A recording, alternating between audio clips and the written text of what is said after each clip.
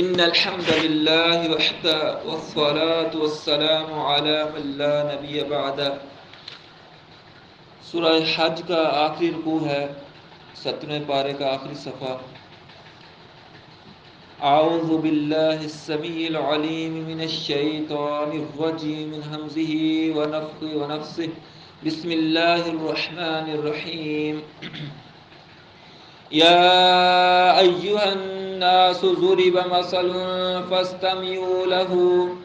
ان الذین تدعون من دون اللہ لن يخلقوا ذبابا ولو اجتمعوا له وإن يسلبهم الذباب شيئا لا يستنقذوه منه ضعف الطالب والمطلوب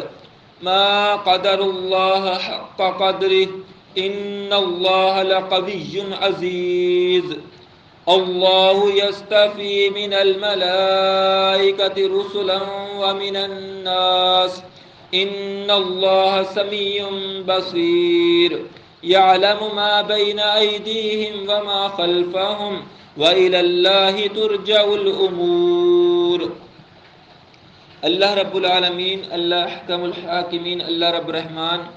اپنے مقدس تین کلام قرآن کریم میں ارشاد فرماتے ہیں، یا ایھا الناس، اے تمام انسانوں، ضربا مثل، ایک مثال بیان کی جاتی ہے، فاستمعوا لہ، اسے غور سے سنو، ان الذین، وہ لوگ جو تدعون، پکارتے ہیں، مدد مانگتے ہیں، من دون اللہ، اللہ کے سوا سے، اللہ کے علاوہ دوسروں سے مدد مانگتے ہیں، دوسروں کو مدد کے لیے پکارتے ہیں، لن یخلقوا، انہوں نے وہ ہرگز پیدا نہیں کر سکتے، ذباباً، ایک مکھی بھی پیدا نہیں کر سکتے، ولا اجتمعوا لہ، اگرچہ وہ سارے کے سارے مل جائیں، اکٹھے ہو جائیں، اجتماع ہو جائے ان کا، وَإِن يَسْلُبْهُمُ الذُّبَابُ شَيْئًا، اور اگر مکھی ان کے کھانے میں سے کچھ چیز اٹھا کے لے جائے، لا يَسْتَنْقِذُوهُ مِنْهُ، تو وہ اس سے واپس بھی نہیں لا سکتے، ضعف الطالب والمطلوب، مانگنے والے بھی کمزور ہیں، جن سے مانگا جا رہا وہ بھی کمزور ہیں، ما قدر اللہ حق قدری، انہوں نے اللہ تعالیٰ کی وہ قدر نہیں کی جیسی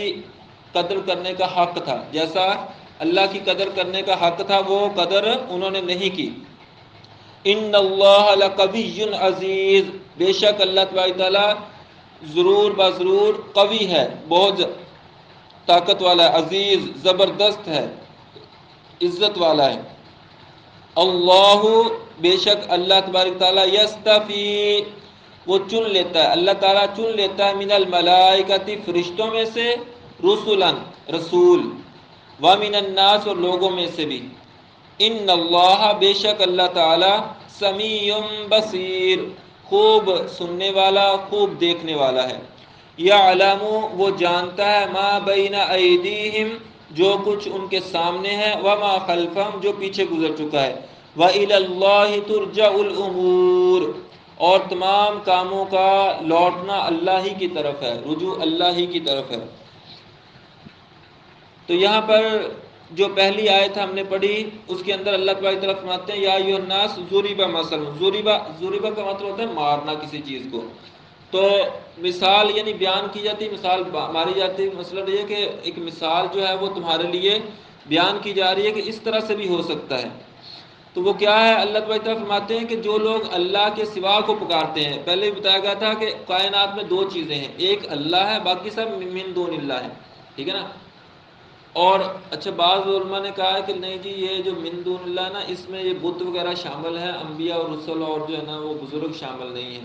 تو اگر یہ من دون اللہ نہیں تو پھر یہ اللہ ہوگا نا۔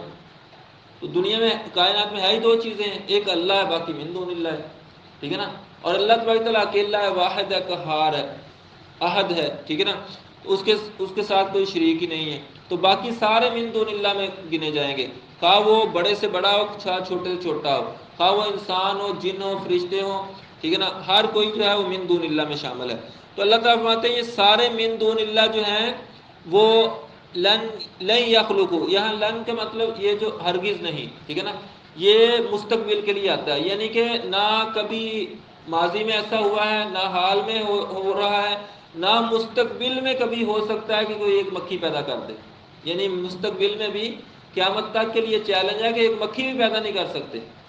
ٹھیک ہے نا۔ مکھی حالانکہ اللہ کی حقیر سی چیز ہے، حقیر سی مخلوق ہے، اس سے بڑی بڑی مخلوقات اللہ تعالیٰ نے پیدا فرمائی ہے، زمین و آسمان، اور اس کے اندر اتنی بڑی بڑی مخلوقات اللہ تعالیٰ نے پیدا فرمائی، اور مکھی سب سے چھوٹی سی چیز ہے، بالکل حقیر سی، ہم اسے کسی خاطر میں نہیں لاتے، ٹھیک ہے نا۔ یہ عام مکھی جو کھانے پہ چلتی پھرتی ہوتی ہے، یہ والی مکھی۔ تو فرمایا کہ یہ مکھی جو ہے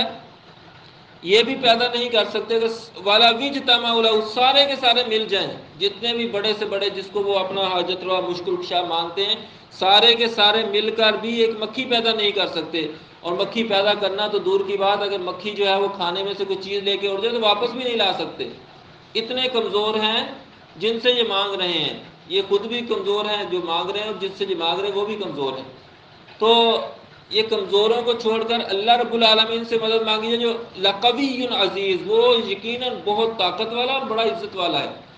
جیسا کہ وہ اس دن بھی حدیث سنائی تھی آپ کو، حدیث قدسی ہے، حدیث قدسی اس کو کہتے ہیں جو اللہ تعالیٰ کا فرمان نبی صلی اللہ علیہ وسلم قرآن کے علاوہ بتائیں، اسے حدیث قدسی کہتے ہیں۔ تو نبی مکرم صلی اللہ علیہ وسلم نے فرمایا کہ اللہ تعالیٰ فرماتے ہیں ان اولکم وآخرکم وانسکم وجنکم قاموا فی صعید واحد فاسألونی،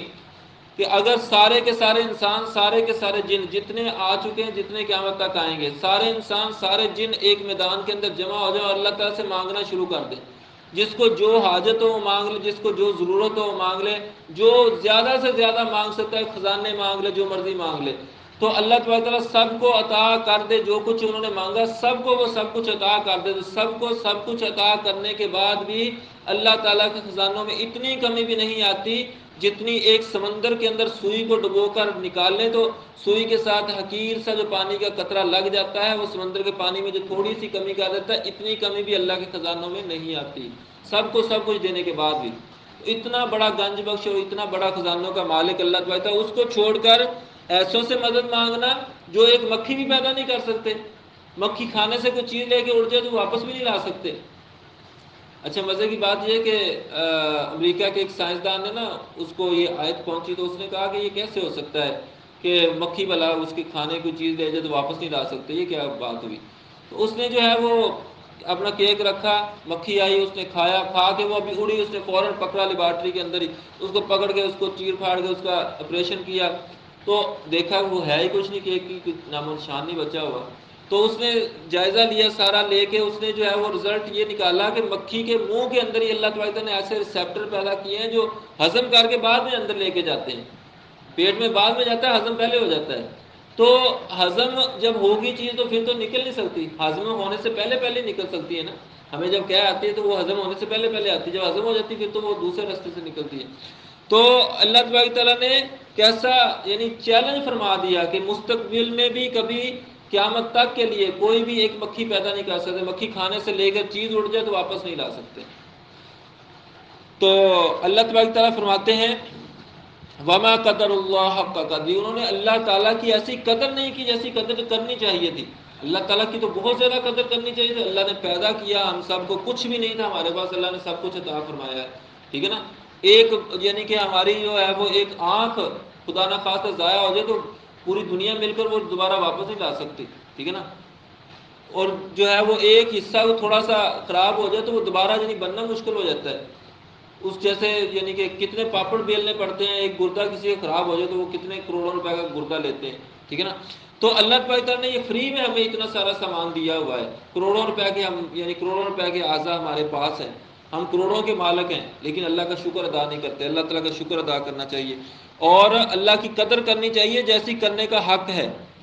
اور فرمایا اللہ یستفی من الملائکۃ رسلا ومن الناس، اللہ تعالیٰ فرشتوں میں سے اور انسانوں میں سے رسولوں کو چن لیتا ہے۔ اچھا وہ پیچھے بیان ہوا نا کہ اللہ تعالیٰ فرماتے ہیں کہ ایک مکھی بھی پیدا نہیں کر سکتے، تو لوگوں کے ذہن میں یہ بات آ سکتی تھی کہ اگر سارے رسول بھی، انبیاء علیہ السلام بھی ایک مکھی نہیں پیدا کر سکتے، فرشتے بھی ایک مکھی نہیں پیدا کر سکتے، پھر ان کا مقام کیا ہوا، ٹھیک ہے نا، پھر ان کی عزت کیا ہوگی؟ تو اللہ تبارک تعالیٰ نے فرما دیا کہ اللہ تبارک تعالیٰ نے ان کو چن لیتا ہے، منتخب فرما لیتا ہے اپنے دین کی دعوت کے لیے، دین پہنچانے کے لیے منتخب فرما لیتا ہے، فرشتوں میں سے بھی رسول بھیجتا ہے اور انسانوں میں سے بھی رسول جو ہے وہ منتخب فرما لیتا ہے۔ یہ اللہ تعالیٰ کا ان کو انتخاب کر لینا یہ بہت بڑی عزت کی بات ہے۔ یہ ہر بندے کو نہیں ملتا، یہ وہبی ہے، کسبی نہیں ہے۔ کسبی کہتے ہیں یعنی کسب سے اپنی محنت سے بندہ حاصل کر لے کے مقام، جتنی مرضی محنت کر لے کوئی رسول نہیں بن سکتا، کوئی نبی نہیں بن سکتا۔ یہ وہبی ہے، یعنی اللہ تبارک تعالیٰ خود چنتے ہیں، جس کو اللہ تبارک تعالیٰ نے چننا تھا وہ اللہ تبارک تعالیٰ نے چن لیا۔ اب نبی مکرم سیدنا محمد رسول اللہ صلی اللہ علیہ وسلم اللہ تعالیٰ کے آخری نبی اور رسول بھی گزر چکے، قیامت تک کوئی اور نبی اور رسول نہیں آئے گا، ٹھیک ہے نا۔ وحی کا سلسلہ بھی بند ہو گیا، اللہ کے جو رسول یعنی فرشتے رسول بن کر جو وحی لے کر آتے تھے وہ بھی اب نہیں آئیں گے، کسی پر بھی وحی لے کر نہیں آئیں گے قیامت تک، ٹھیک ہے نا۔ تو یہ اللہ تبارک تعالیٰ کی طرف سے بہت بڑی یعنی خوبی ہے، اللہ تعالیٰ کی طرف سے بڑی عزت افزائی ہے کہ اللہ تبارک تعالیٰ نے ان کو منتخب فرمایا۔ تو اللہ تعالیٰ فرماتے ہیں ان اللہ سمیع بصیر، اللہ تبارک تعالیٰ خوب سننے والا بھی ہے، خوب جاننے والا بھی ہے، ہر چیز کے بارے میں جو یہ باتیں کرتے ہیں اس کو اللہ تبارک تعالیٰ دیکھ بھی رہے ہیں، سن بھی رہے ہیں، ٹھیک ہے نا۔ اس لیے تو اللہ تبارک تعالیٰ نے یہ مثالیں بیان فرمائی ہیں تاکہ ان کو سمجھ آ جائے۔ تو فرمایا یعلم ما بین ایدیہم وما خلفہم، جو کچھ ان کے سامنے ہو رہا ہے، جو پیچھے گزر چکا ہے، سب اللہ تعالیٰ جانتے ہیں۔ یہ جو لفظ، یہ جو فکرہ ہے نا، یعلم ما بین ایدیہم وما خلفہم، یہ جملہ قرآن پاک میں 4 دفعہ ہوا ہے، 3 دفعہ پیچھے ہم پڑھ چکے ہیں، سورہ بقرہ میں پڑھ چکے ہیں، سورہ طٰہٰ میں، سورہ انبیاء میں، اور یہ اب چوتھی جگہ سورہ حج کے اندر آیا ہے۔ تو یہ یہاں جہاں بھی آیا ہے چاروں جگہ پر اس کے سیاق و سباق میں آگے پیچھے جو ہے وہ غیر اللہ کے حوالے سے بیان ہوا ہے کہ وہ کچھ نہیں کر سکتے، ٹھیک ہے نا۔ تو اللہ تبارک تعالیٰ فرماتے ہیں کہ اللہ تبارک و تعالیٰ ہی ہے جو سامنے جو کچھ ہے وہ بھی جانتا ہے، جو پیچھے گزر چکا وہ بھی، یعنی مستقبل بھی، ماضی بھی، حال بھی، ہر طرح کے علم اللہ تبارک تعالیٰ کے پاس ہے۔ کوئی ایسا دنیا کے اندر نہیں ہے جو ماضی کی ساری باتیں جانتا ہو، مستقبل کی بھی سارے جانتا ہو، کوئی بھی ایسا نہیں ہے۔ مستقبل کی خبریں بتانے والا کوئی بھی نہیں ہے، ٹھیک ہے نا۔ جس کو اللہ تبارک تعالیٰ جتنا علم عطا فرما دے وہی علم ہے، باقی جو ہے وہ سارے کا سارا علم اللہ تبارک تعالیٰ کے پاس ہے۔ تو فرمایا وَإِلَى اللَّهِ تُرْجَعُ الْأُمُورُ، اور تمام کاموں کا لوٹنا بھی اللہ تعالیٰ کی طرف ہی ہے، ہر کاموں کا رجوع بھی اللہ تعالیٰ ہی کی طرف ہے۔ تو ان آج جو آیات ہم نے پڑھی ہے، ان تمام آیات کے اندر اللہ تبارک و تعالیٰ کی کتنی زیادہ شان بیان ہوئی ہے، اور غیر اللہ کی جو ہے اللہ تبارک تعالیٰ نے سارا بیان فرما دیا کہ وہ کچھ نہیں کر سکتے، ٹھیک ہے نا۔ شروع میں یعنی کہ اس صورت کو جو ہم سورہ حج کو شروع کیا ہے تو اس کی پہلی آیت میں کیا تھی، یا ایھا الناس، اے لوگو، ٹھیک ہے نا۔ اور یہاں جو ہے آخری رکوع کے بھی پہلی آیت کیا ہے، یا ایھا الناس، اے لوگو، ٹھیک ہے نا۔ تو لوگوں سے مراد یہاں ویسے کافر مراد ہے، کیونکہ وہی جو ہے وہ غیر اللہ کو پکارتے ہیں نا، مسلمان تو اس میں مراد نہیں ہے۔ تو یعنی کہ جو توحید پہ قائم ہے وہ مراد نہیں ہے، بلکہ جو کافر ہیں وہ زیادہ اس سے مراد ہے۔ لیکن اللہ تعالیٰ نے تمام انسانوں کو ہی مخاطب کر کے فرما دیا، یہ نہیں کہا کہ یا ایھا الذین آمنوا، اے ایمان والو تم، کیونکہ ایمان والے تو کام کرتے ہی نہیں ہیں، وہ تو غیر اللہ کو پکارتے ہی نہیں ہیں۔ تو اللہ تبارک و تعالیٰ سے دعا ہے اللہ تبارک و تعالیٰ ہم سب کو کتاب و سنت کو سیکھنے، سمجھنے، عمل کرنے اور دوسروں تک پہنچانے کی توفیق عطا فرمائے۔ سبحانک اللہم و بحمدک، اشہد ان لا الہ الا انت، استغفرک و اتوب الیک، وصلی اللہ علیہ وسلم۔